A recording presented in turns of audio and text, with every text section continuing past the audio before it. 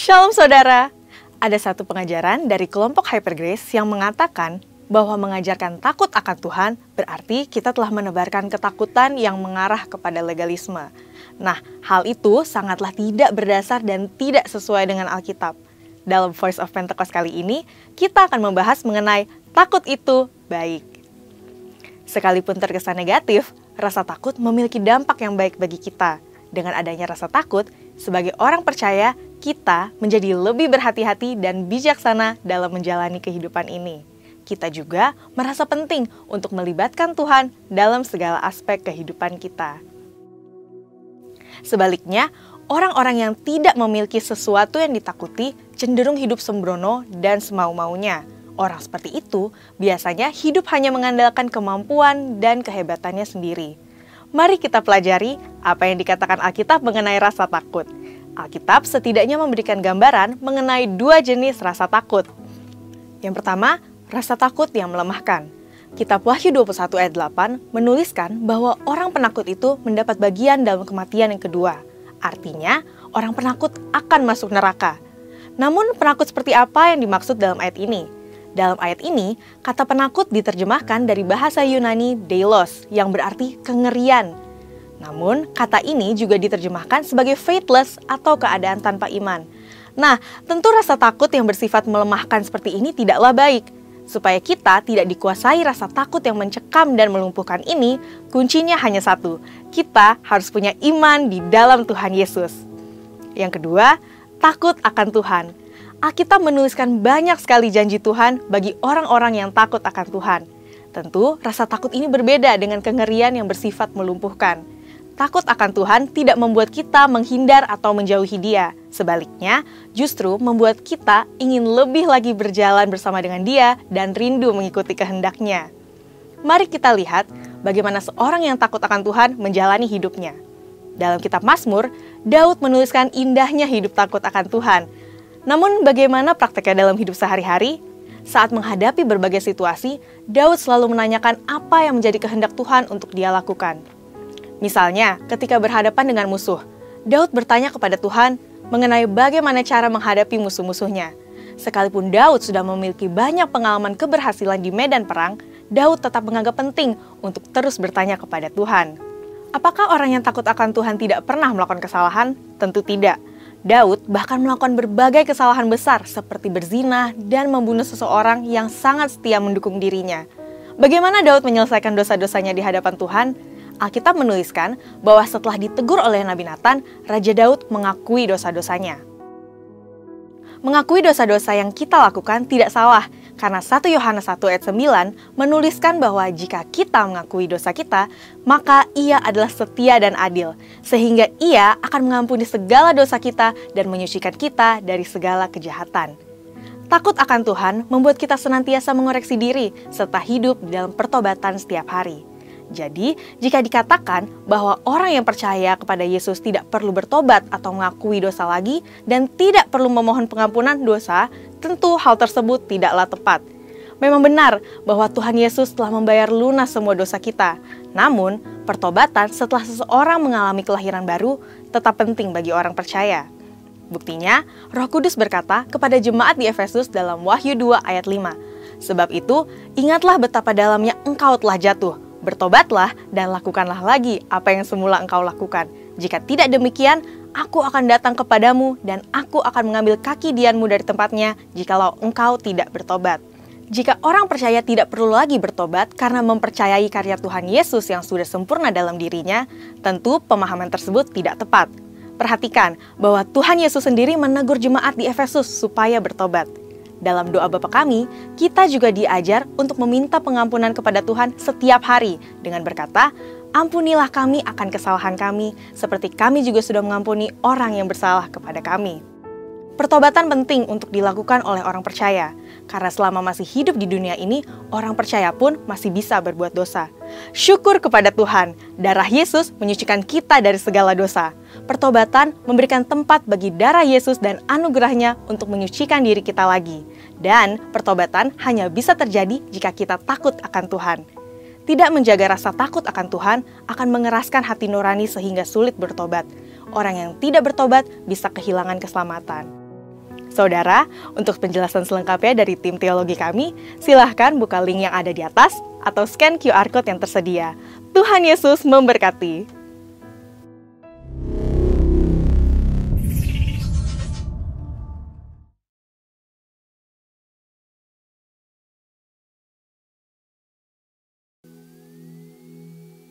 Shalom Bapak Ibu yang dikasihi Tuhan, mari kita memperkatakan Mazmur 91 dengan iman percaya. Dalam lindungan Allah, orang yang duduk dalam lindungan yang maha tinggi dan bermalam dalam naungan yang maha kuasa akan berkata kepada Tuhan, tempat perlindunganku dan kubu pertahananku, Allahku yang kupercayai. Sungguh, dialah akan melepaskan engkau dari jerat penangkap burung, dari penyakit sampar yang busuk. Dengan kepaknya ia akan melindungi engkau, di bawah sayapnya engkau akan berlindung. Kesetiaannya ialah perisai dan pagar tembok. Engkau tak usah takut terhadap kedahsyatan malam, terhadap panah yang terbang di waktu siang, terhadap penyakit sampar yang berjalan dalam gelap, terhadap penyakit menular yang mengamuk di waktu petang. Walau 1.000 orang rebah di sisimu dan 10.000 di sebelah kananmu, tetapi itu tidak akan menimpamu. Engkau hanya menontonnya dengan matamu sendiri dan melihat pembalasan terhadap orang-orang fasik. Sebab Tuhan ialah tempat perlindunganmu, yang maha tinggi telah kau buat tempat perteduhanmu. Malapetaka tidak akan menimpa kamu, dan tulah tidak akan mendekat kepada kemahmu.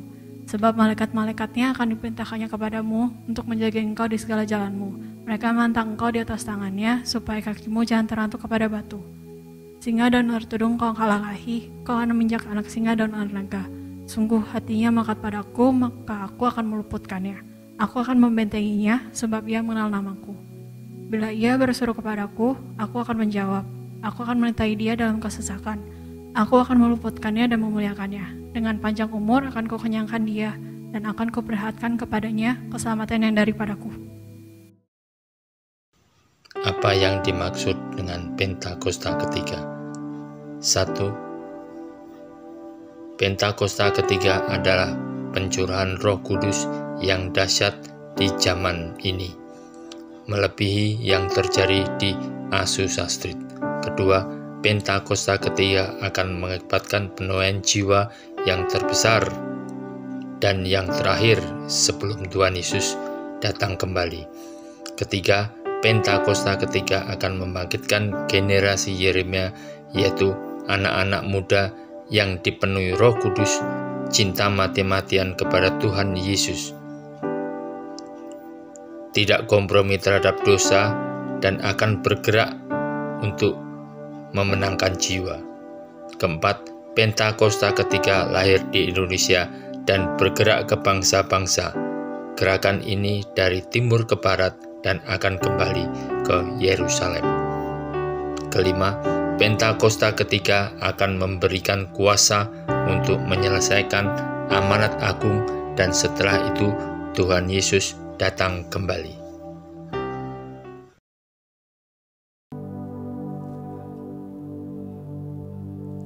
Shalom Bapak Ibu yang ada di rumah, dimanapun saat ini berada, puji nama Tuhan.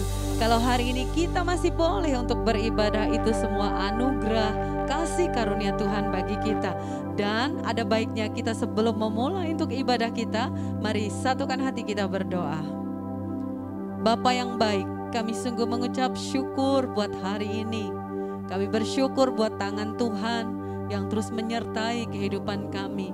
Kami bersyukur buat perlindungan dan penyertaan Tuhan atas hidup kami. Dan layak Tuhan kalau hari ini kami membawa hati kami yang dipenuhi ucapan syukur kepadamu. Kami bawa Tuhan korban syukur kami di hadapan tahta kasih karunia-Mu Tuhan. Dimanapun saat ini kami berada, itu tidak mempengaruhi suasana hati kami. Kami datang dengan hati yang haus, hati yang lapar akan Engkau. Karena kami rindu berjumpa dengan Engkau secara pribadi. Sebab kami percaya perjumpaan kami dengan Engkau Tuhan, itu yang mendatangkan segala berkat rohani dalam kerajaan surga. Hadirat-Mu melingkupi setiap kami ya Aba ya Bapa. Terpujilah nama Tuhan Yesus, haleluya. Amin, amin, haleluya. Berikan tepuk tangan yang meriah buat Tuhan Yesus Allah kita. Siap memuji-muji nama Tuhan, haleluya. Mari bangkit berdiri bersama-sama, naikkan puji dengan sukacita, haleluya. Mari bertepuk tangan Bapak Ibu Saudara. Dengan mengakui akui di hadapan Tuhan bahwa hanya Tuhan Yesus sumber kekuatan kita. Haleluya. Katakan bersama-sama Bapak Ibu. Hanya Kau milikku di surga, tiada yang ku ingini di bumi, hanya Kau. Tak ku andalkan kekuatanku,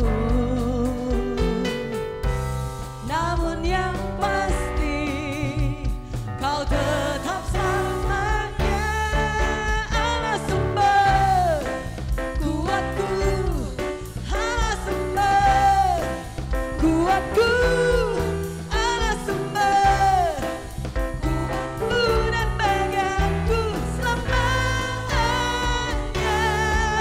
Allah sumber kuatku, Allah sumber kuatku, Allah sumber kuatku dan bagianku selamanya, selamanya. Sungguh Engkau Tuhan satu-satunya kekuatan kami. Hanya Kau milikku di surga, tiada yang ku ingini di bumi, hanya Kau. Tak ku andalkan kekuatanku, namun yang pasti Kau tetap selamanya Allah sumber kuatku, Allah sumber kuatku, Allah sumber kuatku dan bagianku selamanya. Allah sumber kuatku, Allah sumber kuatku, Allah sumber kuatku dan bagianku selamanya.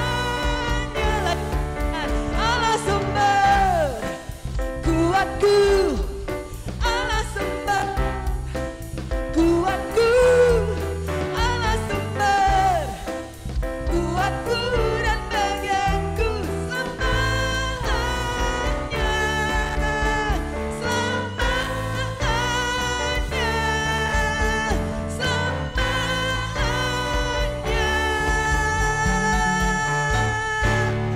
selamanya.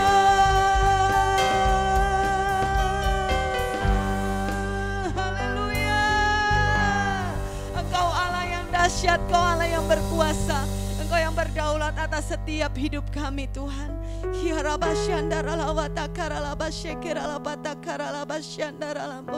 Ini isi hati setiap kami Tuhan Yesus.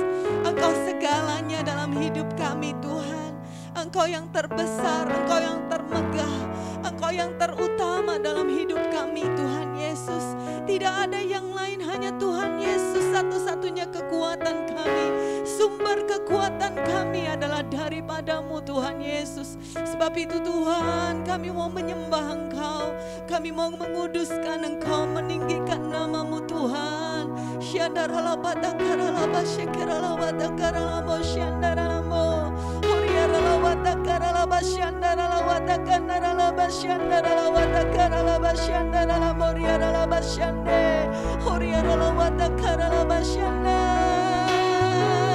Ini pujian penyembahan kami Tuhan. Kami mengasihi-Mu Yesus. Ini mazmur setiap kami ya Aba ya Bapa. Hirala masyandara la mori kenara la masyandara la mori la mata kanara la masyandara la mori la mata kanara la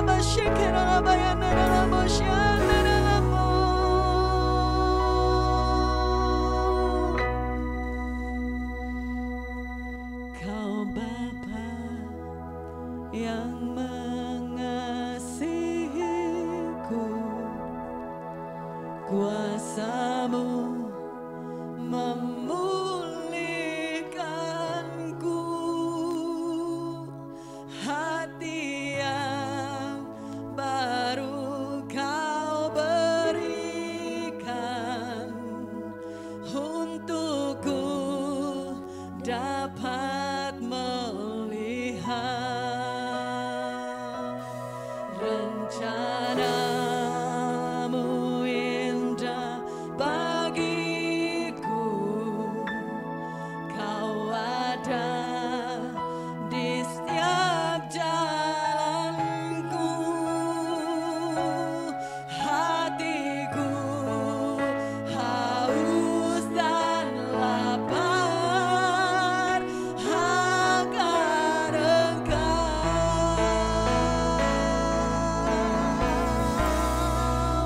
Kaulah segalanya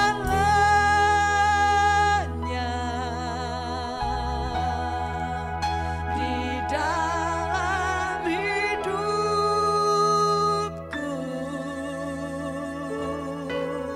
Kerajaan-Mu, kebenaran-Mu, itu bagianku.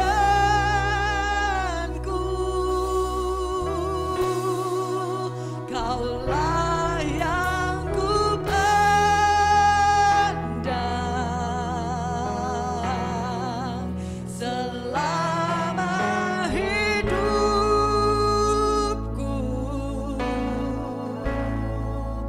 mengasihi-Mu, memuliakan-Mu, Bapa dan Rajaku.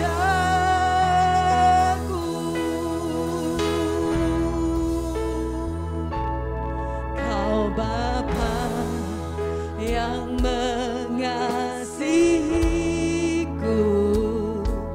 kuasa-Mu memulihkanku,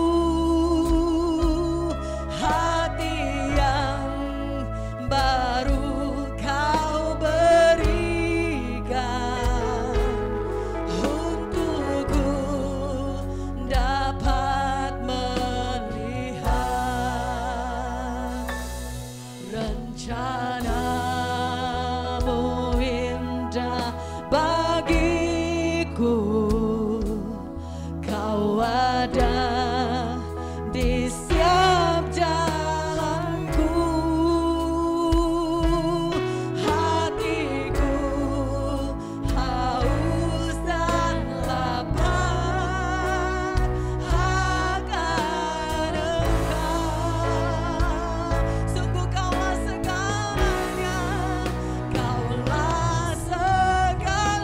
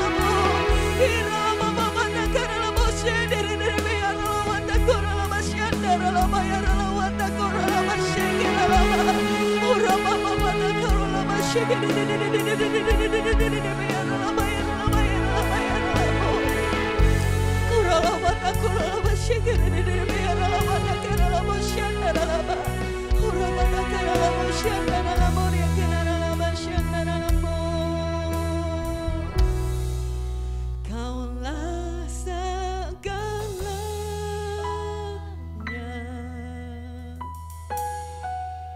di dalam hidupku,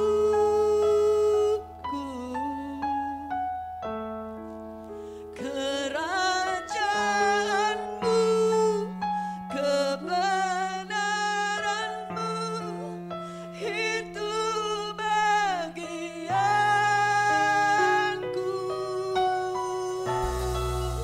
Kaulah yang ku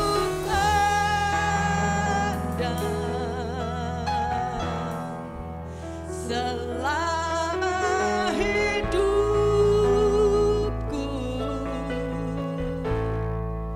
mengasihimu, memuliakanmu, Bapa dan Rajaku.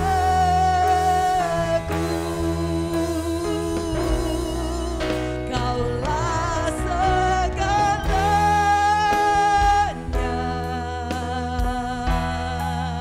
di dalam hidupku,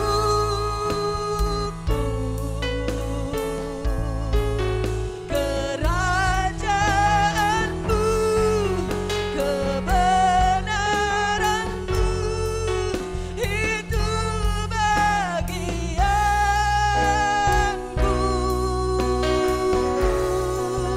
Kaulah yang ku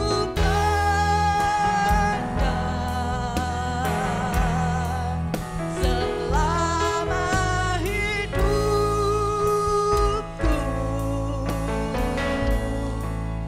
mengasihimu, memuliakanmu, Bapa dan Rajaku. Mengasihimu, mengasihimu, memuliakanmu, mengasihimu, mengasihimu, memuliakan, mengasihimu, mengasihimu, memuliakanmu,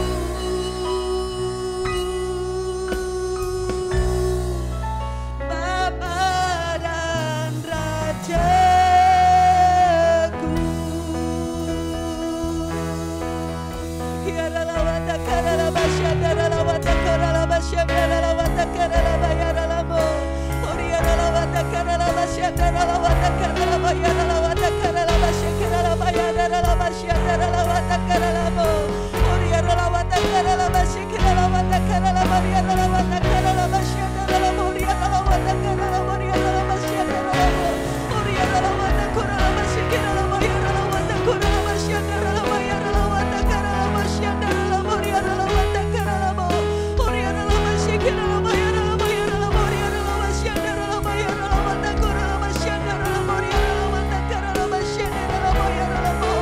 Buka hatimu Bapak Ibu Saudara. Izinkan Tuhan berbicara pada setiap kita. Izinkan Tuhan berfirman. Karena firman Tuhan yang mengubah hidup kita. Firman Tuhan yang memberkatimu. Firman Tuhan yang menyembuhkanmu. Firman Tuhan yang akan mengangkatmu lebih tinggi. Firman-Mu, firman-Mu Tuhan yang akan menolong setiap kami umat-Mu Tuhan.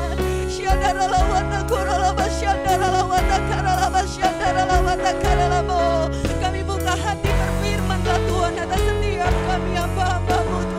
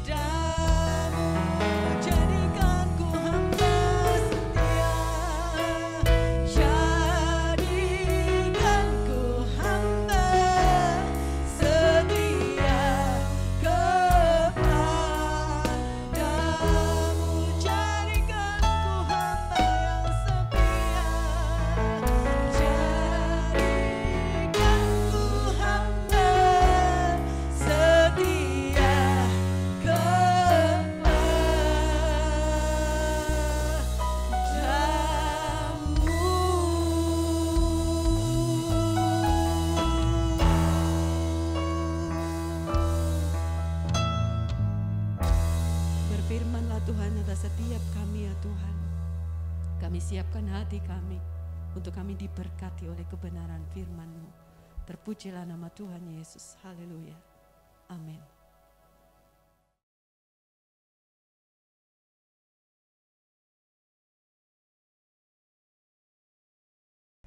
Shalom Bapak Ibu yang dikasihi dalam Tuhan Yesus Kristus. Terima kasih buat kesempatan hari ini. Pada hari ini kami hendak menyampaikan firman Tuhan dengan tema janjimu seperti fajar di pagi hari. Memang janji Tuhan begitu indah seperti fajar pagi hari. Sebelum kami memaparkan firman Tuhan, marilah kita berdoa. Bapa yang kami sembah dalam nama Tuhan Yesus, terima kasih untuk kesempatan pada hari ini Tuhan. Kami hendak menyampaikan firman-Mu Tuhan. Kiranya Engkau memberkati mulut dan bibir hamba-Mu, agar apa yang kami sampaikan berasal dari Engkau saja. Hanya di dalam nama Tuhan Yesus kami telah berdoa. Haleluya. Amin. Janjimu seperti fajar pagi hari, yang tiada pernah terlambat bersinar. Cintamu seperti sungai yang mengalir, dan ku tahu betapa dalam kasih-Mu.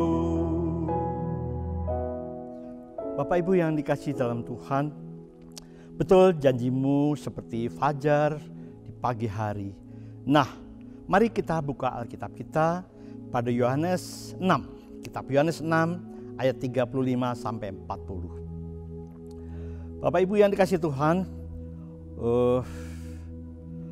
kata Yesus kepada mereka, "Akulah roti hidup. Barang siapa datang kepadaku, ia tidak akan lapar, dan barang siapa percaya kepadaku, ia tidak akan haus lagi. Tetapi aku telah berkata kepadamu, sungguh pun kamu telah melihat aku, kamu tidak percaya. Semua yang diberikan Bapa kepadaku akan datang kepadaku, dan barang siapa datang kepadaku, ia tidak akan kubuang. Sebab aku telah turun dari surga bukan untuk melakukan kehendakku, tetapi untuk melakukan kehendak Dia yang telah mengutus aku. Dan inilah kehendak Dia yang telah mengutus aku, yaitu supaya Dia dari semua yang telah diberikannya kepadaku, jangan ada yang hilang, tetapi supaya kubangkitkan pada akhir zaman. Sebab inilah kehendak Bapakku, yaitu supaya setiap orang yang melihat Anak dan yang percaya kepadanya beroleh hidup yang kekal, dan supaya aku membangkitkan pada akhir zaman. Bapak Ibu yang dikasihi Tuhan, kita orang percaya ini hidup oleh karena iman dan percaya, bukan oleh karena melihat. Kita ini dipanggil untuk menjadi percaya. Makanya firman Tuhan katakan, sesuai dengan imanmu jadilah padamu. Kita tahu di dalam ayat yang 35 dikatakan, kata Yesus kepada mereka, "Akulah roti hidup. Barang siapa datang kepadaku, ia tidak akan lapar lagi, dan barang siapa percaya kepadaku, ia tidak akan haus lagi." Artinya, bangsa Israel meskipun di padang gurun, tetapi Tuhan sediakan roti mana. Tetapi harus ada bagian dia, yaitu bangun pagi-pagi dan harus memungut satu persatu dan tidak boleh serakah. Di ayat 36 dikatakan, "Tetapi aku telah berkata kepadamu, sungguh pun kamu telah melihat aku, kamu tidak percaya." Artinya banyak orang Kristen yang mengaku percaya kepada Tuhan Yesus, tetapi ia keras kepala dan tidak mau dibilang bodoh. Ketika ia disakiti, ketika ia dilecehkan, ia tetap marah dan membalas. Nah, di ayat yang ke-38 dikatakan, "Sebab aku telah turun dari surga bukan untuk melakukan kehendakku, tetapi untuk melakukan kehendak Dia yang telah mengutus aku." Bapak Ibu yang dikasihi Tuhan, Tuhan Yesus itu hadir, diutus oleh Allah Bapa untuk kita, untuk semua manusia. Nah, di ayat yang 39 dikatakan, "Dan inilah kehendak Dia yang telah mengutus aku, yaitu supaya dari semua yang telah diberikannya kepadaku, jangan ada yang hilang, tetapi supaya kubangkitkan pada akhir zaman." Artinya hari-hari ini adalah masa pemurnian, masa penampilan, meskipun terasa berat oleh kita tetapi asik. Nah, kalau kita sembarangan, tidak tulus, kita sedang dipermainkan oleh iblis. Oleh karena kita tidak tegas terhadap dosa dan tidak taat kepada firman Tuhan. Di ayat 40 katakan, sebab inilah kehendak Bapa-Ku, yaitu supaya setiap orang yang melihat Anak dan yang percaya kepadanya beroleh hidup yang kekal, dan supaya Aku membangkitkan pada akhir zaman.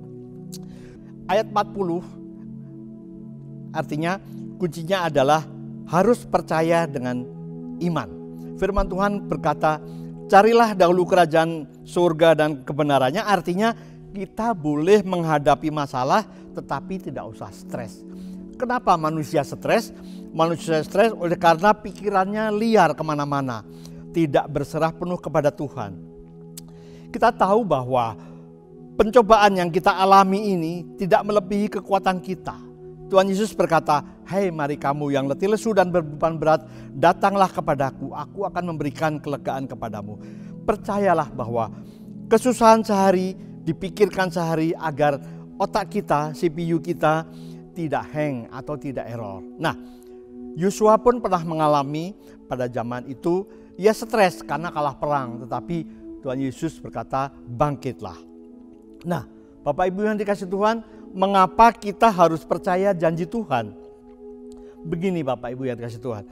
Sejak manusia jatuh ke dalam dosa, pada dasarnya manusia telah dikuasai oleh dosa-dosa warisan. Sehingga manusia sering berfokus kepada perasaan dan pikiran saja. Manusia sering berjalan pada apa yang manusia mau, bukan apa yang pada Tuhan mau. Hal ini butuh pengamalan yang benar tentang kasih karunia Tuhan. Terus terang, iblis tidak suka kalau kita taat. Iblis tidak suka kalau kita setia kepada Tuhan. Iblis inginnya kita kecewa kepada Tuhan, kemudian jatuh ke dalam dosa. Nah, manusia seringnya sibuk sendiri dengan skenarionya sendiri, ingin ini, ingin itu. Nah, apa yang harus kita percayai? Yaitu kehendak Tuhan. Manusia menghadapi masalah itu normal, biasa. Tetapi jangan beranggapan bahwa masalah itu mencekam dan seakan-akan membunuh kita.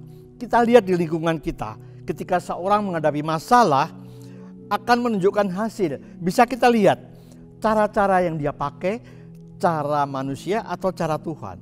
Sebab kalau kita taat dan setia, kita tidak mudah diombang-ambingkan oleh kerasnya kehidupan dunia ini. Nah, janji Tuhan adalah bagian dari kehidupan kita. Kalau kita percaya dengan iman, kita akan menerima apa yang menjadi bagian kita.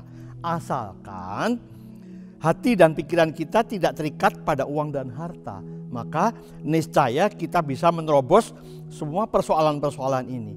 Di dalam Yesaya 30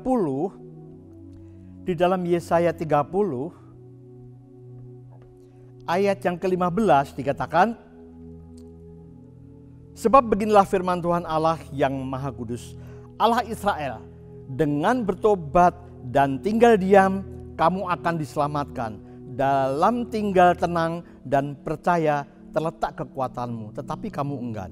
Di dalam istilah kerennya yaitu the joy of the Lord is my strength. Nah, Tuhan, disitulah letak kekuatan kita ketika kita tenang berserah kepada Tuhan. Masalahnya Bapak Ibu yang dikasihi Tuhan, perlu kita merenung sebetulnya motivasi apa yang kita miliki.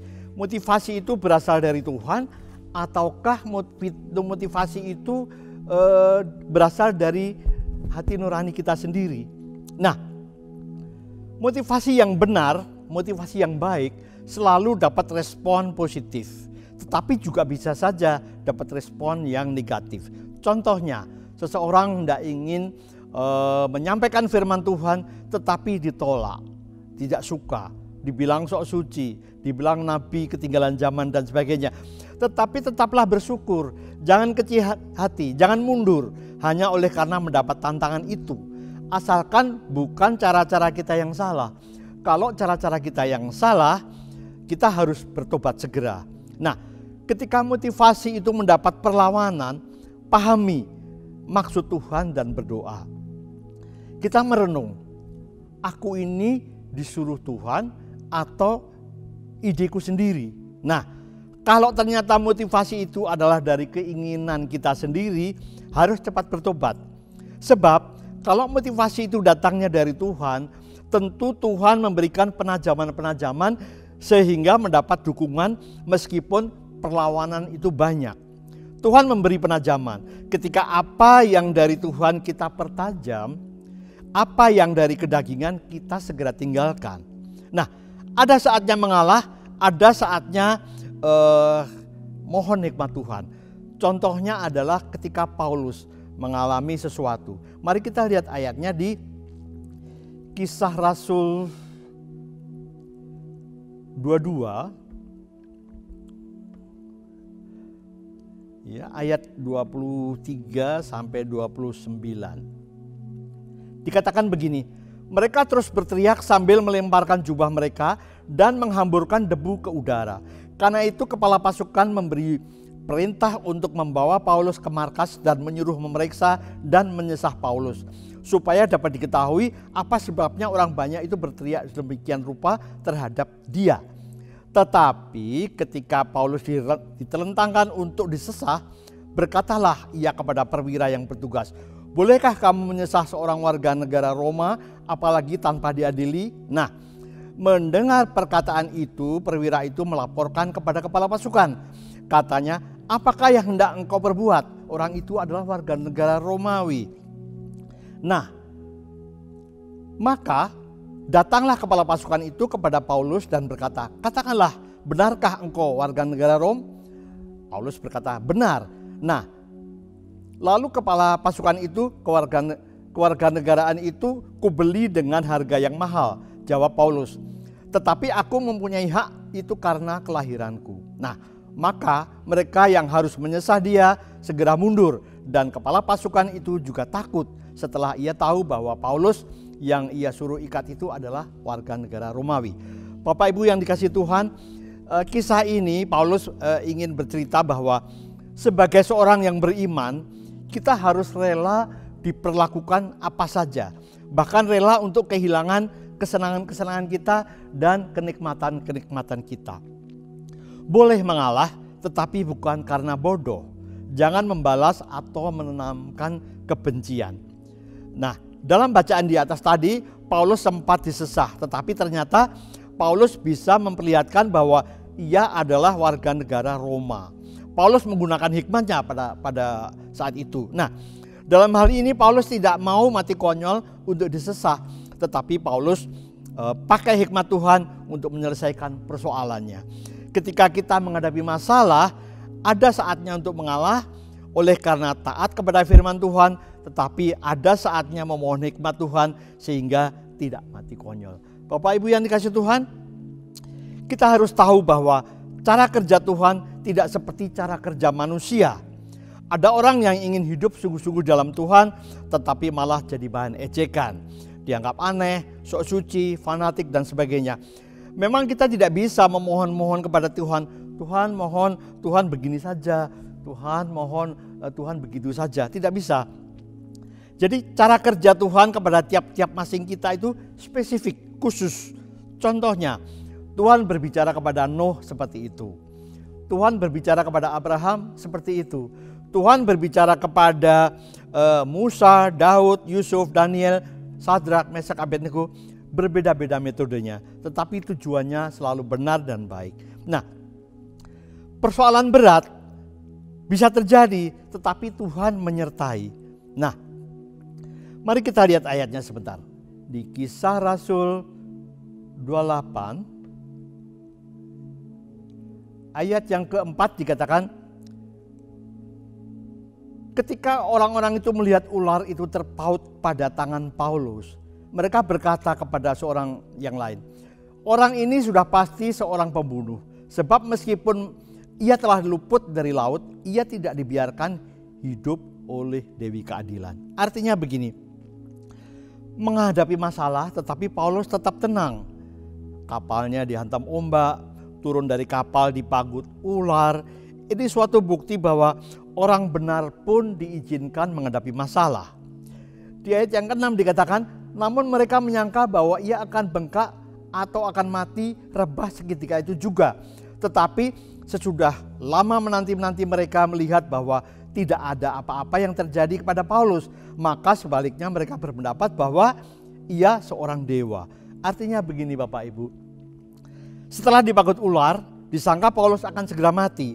Tetapi ternyata orang terkagum-kagum karena Paulus tidak kenapa-kenapa. Di ayat yang 10 dikatakan, mereka sangat menghormati kami dan ketika kami bertolak, mereka menyediakan segala sesuatu yang kami perlukan.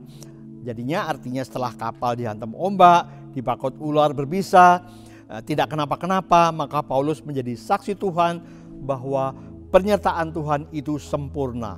Bapak Ibu yang dikasihi Tuhan, bagaimana kita bisa mendapatkan janji Tuhan itu? Ya, yang pertama kita harus tahu kehendak Tuhan, ya. Yang kedua, punya pengalaman pribadi dengan Tuhan, ya. Kemudian kita tahu kehendak Tuhan itu bagaimana. Begini Bapak Ibu yang dikasihi Tuhan, kita harus tahu kehendak Tuhan. Kehendak Tuhan itu tidak pernah berubah. Kehendak Tuhan selalu baik melalui firman Tuhan di dalam Alkitab yang kita baca. Nah, Saulus si penjahat itu kemudian menjadi Paulus, bukan kehendak Paulus, tetapi kehendak Tuhan. Kehendak Tuhan tidak memerlukan persetujuan siapapun. Apakah itu berupa hal-hal yang menyenangkan ataukah pelajaran-pelajaran yang berat kita rasakan. Memang awalnya kita jadi terasa berat, tetapi ujung-ujungnya Tuhan memberitahu kepada kita. Kehendak Tuhan tidak bisa dihambat oleh siapapun. Contohnya, Saulus yang dulu penjahat kemudian menjadi Rasul Paulus adalah seperti yang Tuhan mau dan tepat pada waktunya. Nah, kehendak Tuhan itu jelas dan terarah. Untuk itu hati kita harus bersih. Ketika kita belajar taat, kita belajar setia, firman Tuhan memberkati kita, memberi kekuatan kita untuk taat. Punya pengalaman pribadi dengan Tuhan, ya. Banyak orang mengaku cinta Tuhan Yesus, tetapi kelakuannya seperti orang tidak punya Tuhan, sehingga tidak punya pengalaman pribadi dengan Tuhan Yesus. Nah, contoh Maria Magdalena, ya, ketika pada hari ketiga dia datang ke makam Yesus, ia kedapatan menjumpai dua malaikat di dalam makam Yesus dan berjumpa dengan Tuhan Yesus. Nah, walaupun Maria Magdalena konon kabarnya dulu bekas seorang PSK, ia bertobat sungguh-sungguh 100%, dan juga Saulus menjadi Paulus adalah janji Tuhan. Nah, di dalam Yohanes 20 ayat yang ke-13 dikatakan, kata malaikat-malaikat itu kepadanya, "Ibu, mengapa engkau menangis?" Jawab Maria kepada mereka, "Tuhanku telah diambil orang dan aku tidak tahu di mana diletakkannya." Bapak Ibu yang dikasihi Tuhan, pengalaman pertama Maria Magdalena, meskipun ia berpikir keliru karena dia berpikir Tuhan dicuri orang. Nah, kata Maria Magdalena, jenazah Tuhan Yesus dicuri orang. Artinya ia menangis oleh karena ketidaktahuan. Kita boleh menangis Bapak Ibu yang dikasihi Tuhan, menangis di hadapan Tuhan yang berupa tangisan pertobatan. Di ayat yang 15 dikatakan, kata Yesus kepadanya, "Ibu, mengapa engkau menangis? Siapakah yang kau cari?" Maria menyangka orang itu adalah penunggu taman, lalu berkata kepadanya, "Tuhan, jika Tuhan mengambil dia, katakanlah kepadaku di mana Tuhan meletakkan dia supaya aku dapat mengambilnya." Ayat yang ke-15 ini dikatakan kita harus sadar apa yang kita cari sebenarnya. Popularitas-kah? Penghargaan-kah? Pujian-kah? Kalau itu yang kita harapkan, kita akan kecewa. Sebab firman Tuhan katakan, carilah dahulu kerajaan surga dan kebenarannya, maka semuanya akan ditambahkan kepadamu. Nah, di ayat yang ke-18 dikatakan, Maria Magdalena pergi dan berkata kepada murid-murid, "Aku telah melihat Tuhan," dan juga bahwa dia yang mengatakan hal itu kepadanya.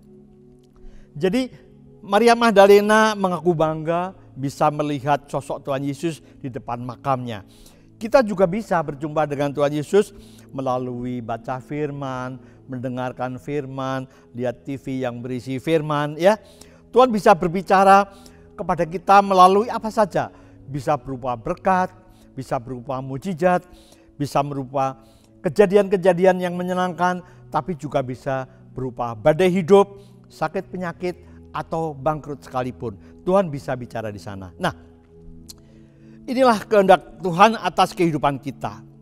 Jadi masing-masing kita diberi talenta, diberi karunia yang berbeda-beda. Masing-masing kita sesuai dengan kerja keras dan kesanggupan kita. Nah, dalam bacaan ini bangsa Israel ingin agar Tuhan Yesus menjadi raja secara geografis, menggantikan Raja Herodes. Tetapi Tuhan Yesus menolak karena dia adalah raja di atas segala raja yang dimahkotai Allah Bapa, bukan raja duniawi. Tuhan Yesus justru ingin menjadi hamba supaya bisa menyelamatkan umat manusia. Di dalam Yohanes 6 ayat 15 dikatakan, karena Yesus tahu bahwa mereka hendak datang dan hendak membawa dia dengan paksa untuk menjadikan dia raja, ia menyingkir pula ke gunung seorang diri. Artinya begini, maksud bangsa Israel ini ingin menjadikan Tuhan Yesus raja supaya mendapat 5 roti dan 2 ikan. Ya, di ayat 26 dijelaskan bahwa Yesus menjawab mereka, aku berkata kepadamu, sesungguhnya kamu mencari aku bukan karena kamu telah melihat tanda-tanda, melainkan karena kamu telah makan roti dan kamu kenyang. Bapak Ibu yang kasih Tuhan. Nah, kita sebagai murid Yesus harus mewarisi apa yang Tuhan Yesus kerjakan. Bapak Ibu yang dikasih Tuhan, bagaimana mewarisinya? Sebagai keturunan ilahi, imamat yang rajani, harus menjaga hati supaya tetap bersih. Segala sesuatu itu ada saatnya yang tepat dari Tuhan. Saat senang, saat susah, bersyukur sajalah. Nah, bagaimana syarat-syarat menerima janji dari Tuhan? Tuhan berjanji memberi upah kepada orang yang rajin bekerja dan tekun. Maka orang yang malas jangan harap dapat sesuatu dari Tuhan. Janji upah adalah kasih karunia. Sebab di dalam upah mengandung unsur tanggung jawab. Upah itu bisa upah di bumi dan upah nanti di surga. Ada persyaratan untuk menerima janji Tuhan. Mari kita lihat ayatnya. Ibrani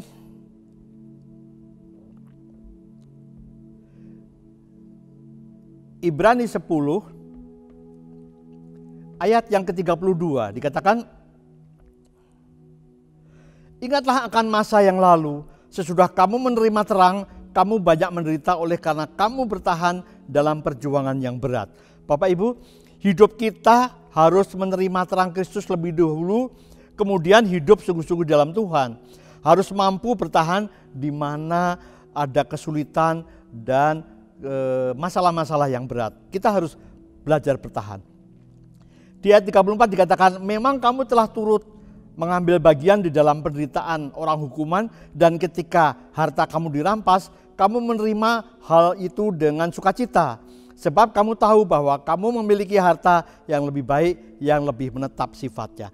Maksudnya begini, menerima kesulitan hidup ini dengan tidak marah-marah, dengan tidak bersungut-sungut, jalani saja.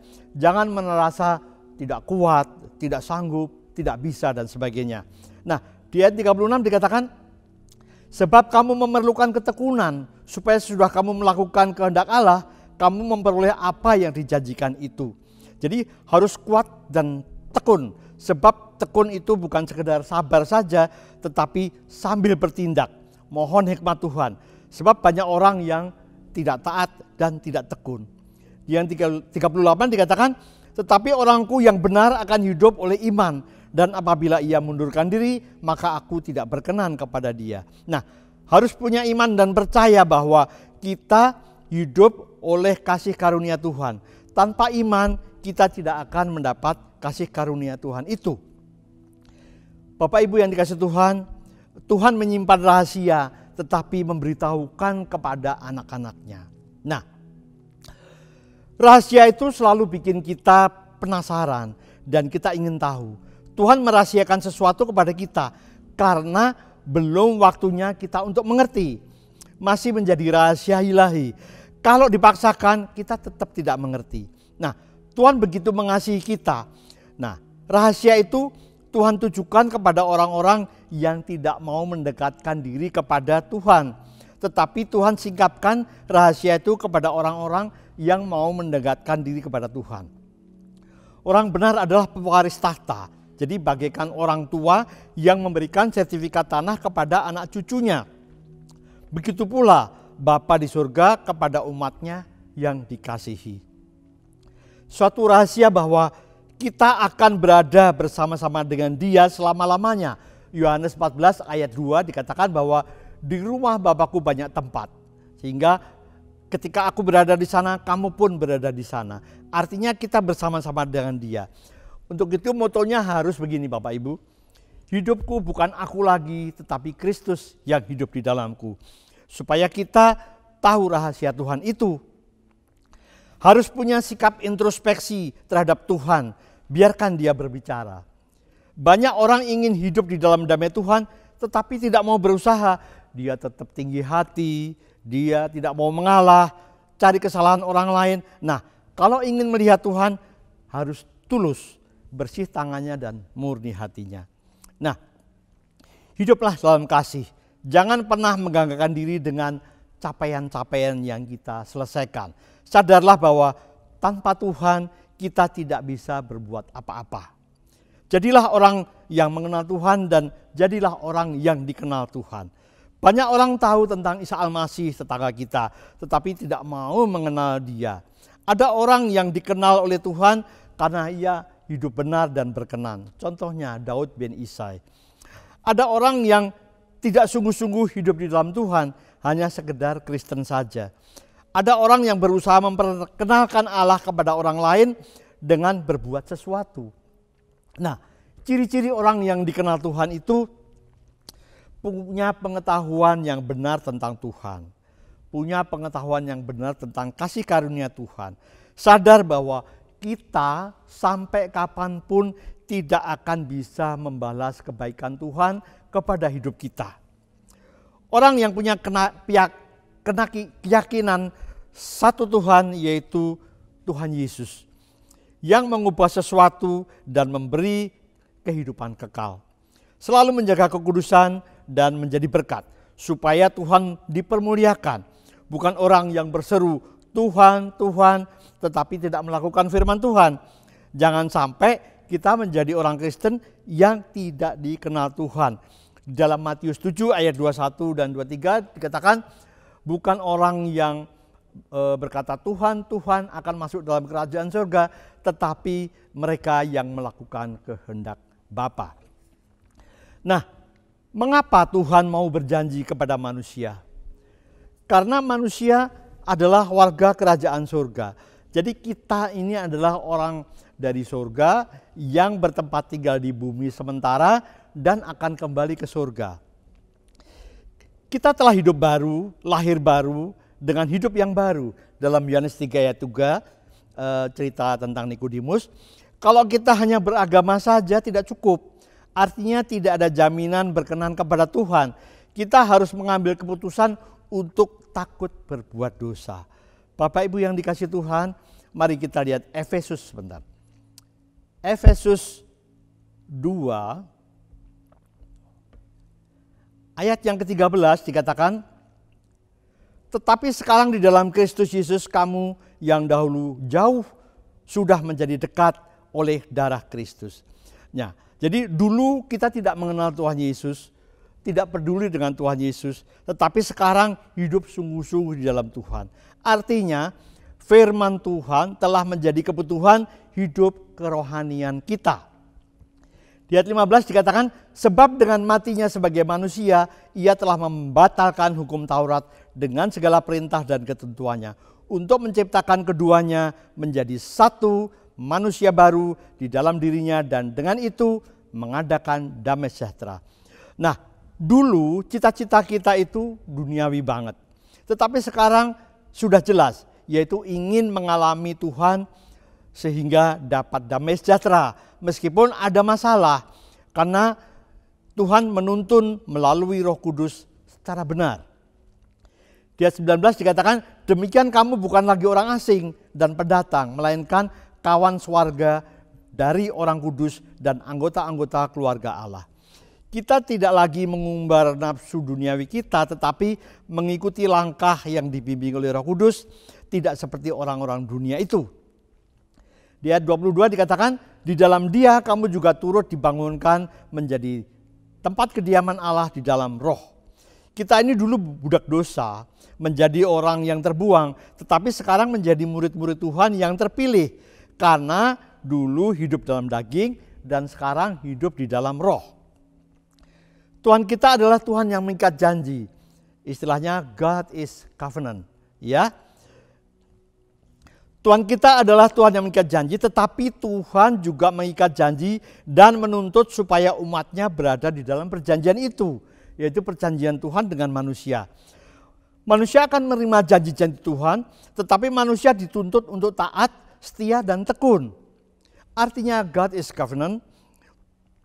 Manusia melakukan firman Tuhan bukan oleh karena aturan, tetapi oleh karena hati dan pikiran kita untuk melakukan firman Tuhan. Ketika kita membaca firman karena tidak keluar dari hati, kemudian tidak punya makna, tidak punya kuasa. Melakukan firman Tuhan bukan dengan hitung-hitungan untung rugi, tetapi oleh karena kesungguh-sungguhan hati manusia. Contoh, manusia mengembalikan perpuluhan 100.000, kemudian berharap untuk memperoleh berkat 10 juta. Nah, polanya tidak seperti itu. Tetapi kebajikan dan kemurahan akan selalu mengikuti kita. Manusia melaksanakan firman Tuhan bukan dalam rangka mengejar untung, tetapi dalam rangka mempersembahkan korban kudus di hadapan Tuhan. Manusia melakukan firman Tuhan bukan untuk kemuliaan manusia, dilihat orang secara signifikan, tetapi untuk kemuliaan Tuhan. Ya, jadi sepanjang hidup kita mempunyai ikat janji dengan Tuhan supaya kita bisa menerima kuasa dari Tuhan. Mari kita dudukkan kepala.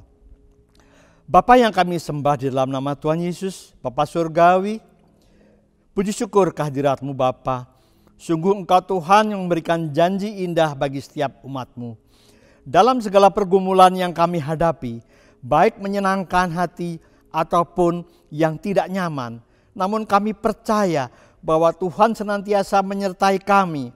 Kami percaya bahwa kami akan menerima janji-janji yang Kau ucapkan. Di dalam nama Tuhan Yesus kami telah berdoa. Haleluya. Amin.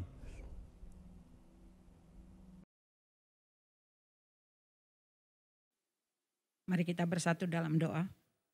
Kurala basikara la bara bara bara bara bara bara bara bara bara bara bara bara bara. Kurala bara bara bara bara bara bara bara bara bara bara. Bapa di surga, Bapa yang kami sembah di dalam nama Tuhan Yesus yang telah menjadi juru selamat kami. Tuhan, pada siang hari ini kami bersyukur kepadamu atas ibadah kami yang sudah selesai pada siang hari ini Bapa. Sungguh Engkau begitu baik memelihara hidup kami hingga pada saat ini. Tuhan, kami berdoa buat hamba-Mu yang sudah menyampaikan firman-Mu.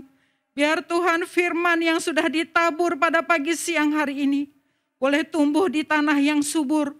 Boleh kami pakai Bapa agar kami boleh mengenal Engkau lebih lagi di dalam hidup kami. Terima kasih Tuhan, berkati hamba-Mu yang telah menyampaikan firman-Mu. Engkau urapi dia lebih lagi, Engkau pakai lebih luar biasa lagi Bapa. Urapi dia, berkati keluarganya, istri, anak-anaknya kami serahkan ke dalam tangan-Mu. Terima kasih Tuhan, terima kasih. Kami berdoa Bapa buat gembala sidang kami, Pak Niko dan keluarga besarnya. Biar Tuhan penyertaan dan perlindungan-Mu sempurna bagi gembala kami. Bapa, kami percaya Engkau luar biasa memakai dia untuk menyelesaikan amanat agung-Mu. Kau pakai dia sebagai messenger Third of Pentecost. Terima kasih Bapa, terima kasih kami menyerahkan gembala sidang kami ke dalam tangan Tuhan. Kami percaya gembala sidang kami aman di dalam perlindungan-Mu. Terima kasih Bapa, kami berdoa buat gembala kami, Gembala GBI Petukangan, Pak Agus Sucipto. Biar Tuhan Engkau memberkati dia, Engkau mengurapi dia. Dalam setiap aktivitas di dalam pelayanannya kami percaya Tuhan, Urapan-Mu itu senantiasa luar biasa bagi gembala kami. Walaupun usianya sudah banyak, kami percaya Engkau tetap memakai dia. Engkau membawa dia terbang tinggi bagai Raja Wali. Terima kasih Bapa, berkati Mami Ambar, berkati anak cucu mantunya, semuanya kami serahkan ke dalam tangan Tuhan. Kami percaya Tuhan, perlindungan-Mu sempurna bagi keluarga gembala kami. Terima kasih Bapa, kami berdoa buat negara kami Republik Indonesia. Kami bersyukur Engkau tempatkan kami ada di Indonesia. Berkati Presiden dan Wakil Presiden. Ada roh hikmat dari surga senantiasa bagi Presiden dan Wakil Presiden kami. Agar dia mengambil segala kebijakan untuk negeri ini. Biarlah Tuhan benar-benar hikmat dari Tuhan yang dia pakai. Sehingga Indonesia Bapa penuh dengan kemuliaan-Mu. Di Pentakosta ketiga ini kami percaya kemuliaan-Mu itu ada di Indonesia mulai dari Sabang sampai Merauke. Dan kami percaya Tuhan di Indonesia, Tuhan tetap berdaulat atas Indonesia. Berkati pemerintahan mulai dari pusat sampai daerah. Kami percaya ada roh takut akan Engkau yang melingkupi mereka. Sehingga Indonesia boleh dibawa menjadi lebih baik lagi. Terima kasih Tuhan. Kami berdoa buat Omikron dan resesi ekonomi. Kami katakan diam dan tenanglah di dalam nama Tuhan Yesus. Indonesia akan selesai di dalam pandemi ini. Dan kami percaya Tuhan, Indonesia akan Tuhan pulihkan. Karena Engkau Allah yang memelihara Indonesia. Terima kasih Bapa, terima kasih. Kami berdoa Tuhan buat semua jemaat-Mu yang pada siang hari ini sudah datang beribadah kepadamu walaupun di rumah mereka masing-masing. Kami percaya Bapa, hadirat-Mu ada di rumah mereka masing-masing. Dan Tuhan, kemuliaan-Mu ada melingkupi mereka.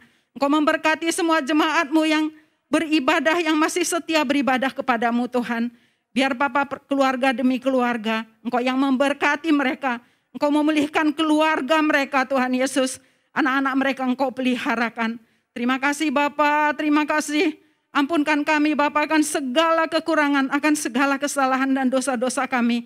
Agar kami boleh layak Tuhan di hadirat-Mu. Terima kasih Bapa, segala puji, hormat, kemuliaan hanya bagi-Mu. Di dalam nama Yesus kami sudah berdoa dan mengucap syukur. Haleluya. Amin. Sekarang terimalah berkat Tuhan. Kasih karunia yang berlimpah-limpah daripada Allah Bapa dalam Anak yang tunggal Yesus Kristus. Persekutuan yang manis dengan Roh Kudus menyertai saudara mulai hari ini. Sampai Tuhan Yesus datang menjemput kita di awan-awan dan bahkan sampai selama-lamanya. Yang percaya bersama-sama katakan, Amin.